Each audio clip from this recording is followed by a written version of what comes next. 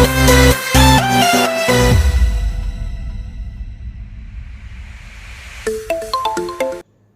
Friends, नमस्कार। कैसे हैं आप सब? मैं उम्मीद करती हूँ आप सब बहुत अच्छे हैं और अपनी सेहत का पूरा ध्यान रख रहे हैं। ओजस हेल्थ केयर में हम बात करते हैं महिलाओं की हेल्थ से जुड़ी हुई प्रॉब्लम्स के बारे में और उनके कुछ बहुत ही छोटे और सिंपल सॉल्यूशंस के बारे में। अगर आपको हमारे वीडियोस अच्छे लग रहे हैं तो ज़रूर हमें लाइक और शेयर करना मत भूलिए, और अगर अभी तक आपने चैनल को सब्सक्राइब नहीं किया है तो ज़रूर इसे सब्सक्राइब कर दीजिए। और आज हम बात करने वाले हैं पॉलीसिस्टिक ओवेरियन डिजीज़ में इनफर्टिलिटी के बारे में। पॉलीसिस्टिक ओवेरियन डिजीज़ एक बहुत ही कॉमन परेशानी है। ज़्यादातर केसेस में ये यंग फीमेल्स में प्रेजेंट करती है, यानी कि यंग गर्ल्स जो कि 13, 14, 15 या 16 साल की उम्र में है, उनमें ये प्रेजेंट करती है। बहुत बार इसकी प्रेजेंटिंग कंप्लेंट्स होती हैं इरेगुलर पीरियड्स ज़्यादा दिनों में आ रहे हैं, पीरियड्स के दौरान फ्लो कम है। ज़्यादातर केसेस में वज़न बढ़ने की प्रॉब्लम होती है, फेशियल हेयर ग्रोथ की प्रॉब्लम होती है, कभी कभी स्किन पे डार्क पिगमेंटेशन की प्रॉब्लम होती है। और वे महिलाएं जो कि रिप्रोडक्टिव एज ग्रुप में हैं या प्रेगनेंसी चाह रही हैं, तो ऐसे केसेस में इनफर्टिलिटी की प्रॉब्लम एक बहुत कॉमन प्रॉब्लम है। और तकरीबन 60 to 80% फीमेल्स जो कि प्रेगनेंसी चाह रही हैं और अगर पॉलीसिस्टिक ओवरी से परेशान हैं तो उनमें इनफर्टिलिटी की प्रॉब्लम देखी जाती है। इसके अलावा पॉलीसिस्टिक ओवरी के जो लॉन्ग टर्म साइड इफ़ेक्ट्स होते हैं उसमें कभी कभी हेवी पीरियड्स की तरह ये प्रेजेंट कर सकते हैं। पॉलीसिस्टिक ओवेरियन सिंड्रोम की गर्ल्स में या लेडीज़ में एंडोमेट्रियल कार्सिनोमा के चांसेस ज़्यादा होते हैं। इन महिलाओं में डायबिटीज़ की प्रॉब्लम भी जनरल पॉपुलेशन के मुकाबले ज़्यादा देखी जाती है। तो कुल मिला के पॉलीसिस्टिक ओवेरियन डिजीज़ एक बहुत बड़ा सिंड्रोम है जिसमें बहुत सारे प्रॉब्लम्स होते हैं, और उसके जो ज़्यादातर कंप्लेंट्स होते हैं वो होते हैं एनओव्यूलेशन की वजह से, यानी कि ओवरीज में जो एग बनने का प्रोसेस है वो डिस्टर्ब हो जाता है। उसकी वजह से पीरियड्स ज़्यादा दिनों में आते हैं और फ्लो कम आता है।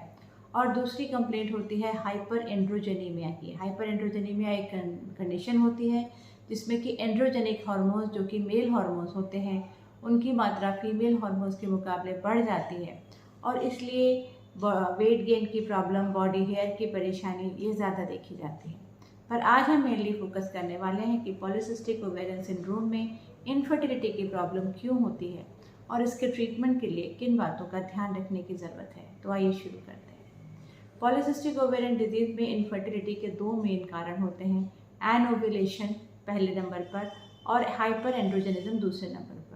एनओव्यूलेशन का मतलब है कि ओव्यूलेशन का जो प्रोसेस होता है किसी भी महिला में प्रेगनेंसी को शुरू करने के लिए ओव्यूलेशन होना बहुत ज़्यादा ज़रूरी है। प्रेगनेंसी की शुरुआत का जो फर्स्ट स्टेप होता है वही ओव्यूलेशन होता है, और पॉलीसिस्टिक ओवेरियन डिजीज़ में ओव्यूलेशन का प्रोसेस डिस्टर्ब हो जाता है, इसलिए प्रेगनेंसी आने में दिक्कत होती है। और जो दूसरी कंप्लेंट होती है हाइपर एंड्रोजेनिज्म, उसकी वजह से बॉडी के जो हार्मोन्स हैं वो डिस्टर्ब हो जाते हैं, उसकी वजह से एंडोमेट्रियल थिकनिंग कम हो जाती है। कई बार प्रेगनेंसी आती है तो कभी कभी एबॉर्ट होने के चांसेस होते हैं।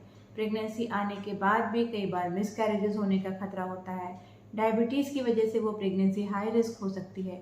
ओबेसिटी की वजह से प्रेगनेंसी में रिस्क ज़्यादा होता है।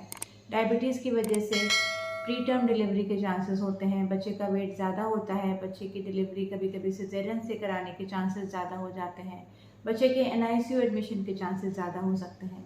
इसलिए पॉलीसिस्टिक ओवेरियन डिजीज़ अपने आप में एक ऐसी प्रॉब्लम है कि इसके लिए बहुत ज़्यादा जागरूक होने की ज़रूरत है। ज़्यादातर केसेस में इसके लिए क्या करने की ज़रूरत है? सबसे पहली बात तो ये कि यंग गर्ल्स जो कि 12, 13, 14 या 15, 16 साल की उम्र में है, उनको ये प्रॉब्लम उनको है, इस बारे में जानकारी ज़्यादातर केसेस में होती है। पर कुछ केसेस में जहाँ पीरियड्स बहुत ज़्यादा इरेगुलर नहीं है या जागरूकता की कमी है, ऐसे केसेस में महिलाओं को इस बारे में जानकारी नहीं होती है कि उनके पीरियड्स की जो प्रॉब्लम है उसकी वजह पॉलीसिस्टिक ओवेरियन डिजीज़ है। तो सबसे ज़रूरी बात यहाँ पर है कि वे महिलाएं जो कि प्रेगनेंसी प्लान कर रही हैं और साथ में पीरियड्स इरेगुलर हैं, तो उन्हें ज़रूर अपने डॉक्टर से एक कंसल्टेशन के लिए जाना चाहिए। बहुत बार ऐसा लगता है कि प्रेगनेंसी अभी नहीं चाहिए, तो पीरियड्स इरेगुलर आ रहे हैं तो कोई प्रॉब्लम नहीं है, जो कि एक सही अप्रोच नहीं है। वे महिलाएं जो कि 18-20 साल से लेकर 30-40 साल की एज में हैं, ज़्यादातर केसेस में पीरियड्स का पैटर्न फिक्स होता है। अगर पीरियड्स इरेगुलर आ रहे हैं, ज़्यादा दिनों में आ रहे हैं, तो इस बारे की पूरे चांसेस हैं कि पॉलीसिस्टिक ओवेरियन डिजीज़ हो सकती है। तो अपने डॉक्टर से ज़रूर कंसल्ट करें। दूसरी इम्पॉर्टेंट बात यहाँ पर मैं आपके साथ शेयर करना चाहती हूँ, क्योंकि आजकल महिलाओं में मैरिज की एज लेट हो गई है तो प्रेगनेंसी की एज भी लेट हो गई है। जहाँ पर पहले मैरिजेस अर्ली 20s में हो जाती थी, वहीं पर आजकल मैरिज की एज 25, 26 या कभी कभी 30 ईयर्स तक होना एक आम बात है। तो ऐसे केसेस में प्रेगनेंसी आने में प्रॉब्लम्स आने के चांसेस जो अर्ली 20s में प्रेगनेंसी आने के चांसेस से काफ़ी कम हो जाते हैं। तो वे महिलाएं जो ये एंटिसिपेट कर रही हैं या उनको अंदाज़ा है कि उनकी मैरिजेस किसी वजह से लेट हो सकते हैं, करियर की वजह से या कोई भी और वजह हो सकती है, तो उन्हें ज़रूर अपने अर्ली 20s में या अराउंड 25 ईयर्स के आसपास अपने गायनिक से इसके बारे में कंसल्ट करना चाहिए। उन्हें इस बारे में पूरी जानकारी लेनी चाहिए कि अगर वे प्रेगनेंसी लेट करते हैं तो क्या कोई परेशानियां आ सकती हैं और अभी उसको डील करने के लिए वो क्या चीज़ें अपना सकते हैं। तीसरी और इम्पॉर्टेंट बात यहाँ पर मैं आपको बताना चाहती हूँ कि पॉलीसिस्टिक ओवेरियन डिजीज़ में लाइफस्टाइल मैनेजमेंट का बहुत बड़ा रोल है। लाइफस्टाइल मैनेजमेंट का मतलब है कि आप अपने डाइट और एक्सरसाइज को रेगुलेट कर दवाइयों के कंजम्पशन को कम कर सकते हैं, पीरियड्स को काफ़ी हद तक रेगुलर रख सकते हैं और इनफर्टिलिटी के दौरान आने वाली प्रॉब्लम्स को भी काफ़ी हद तक अवॉइड कर सकते हैं। इसलिए अपने डाइट और वेट को मैनेज करके आइडियल वेट को आपको मैनेज करना बहुत ज़्यादा ज़रूरी है, क्योंकि पॉलीसिस्टिक ओवेरियन डिजीज़ में अगर वज़न ज़्यादा है तो इनफर्टिलिटी के चांसेस वे महिलाएं जिनमें वज़न नॉर्मल है उसके मुकाबले तकरीबन 3 गुना तक ज़्यादा हो जाते हैं। इसलिए पॉलीसिस्टिक ओवेरियन डिजीज़ वाली महिलाओं को अपने वेट को बहुत अच्छे से रेगुलेट करने की ज़रूरत है।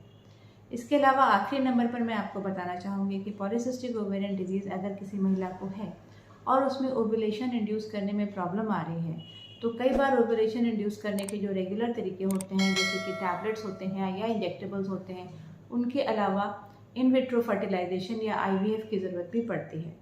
बहुत बार महिलाएं ट्रीटमेंट को काफ़ी लंबा खींच लेती हैं या कभी कभी इरेगुलरली ट्रीटमेंट लेती हैं और ऐसे केसेस में अगर रिजल्ट नहीं आ रहे हैं तो जल्दी से जल्दी एक डिसीज़न लेकर इन विट्रो फर्टिलाइजेशन के लिए जाना बहुत अच्छा रहता है।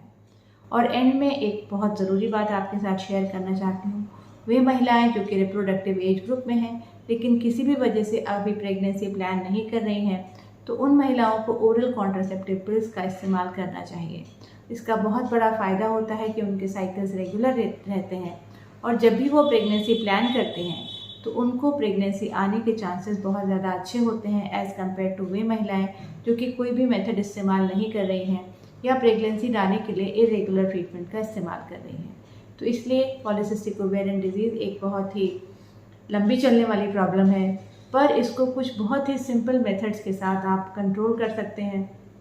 जागरूक रहिए, अपने डॉक्टर से कंसल्टेशन में रहिए। अगर आपको किसी वजह से प्रेगनेंसी डिले करनी पड़ रही है तो एक प्री प्रेगनेंसी चेकअप ज़रूर अपने डॉक्टर के साथ कराइए। कुछ ब्लड इन्वेस्टिगेशंस वो करा सकते हैं, अल्ट्रासाउंड करके कंफर्म कर सकते हैं और आपको इस बारे में वार्न कर सकते हैं कि किस टाइम तक आप प्रेगनेंसी को डिले कर सकते हैं या प्रेगनेंसी को ज़्यादा डिले करना कितना खतरनाक हो सकता है। वीडियो को लाइक और शेयर करना मत भूलिए। धन्यवाद।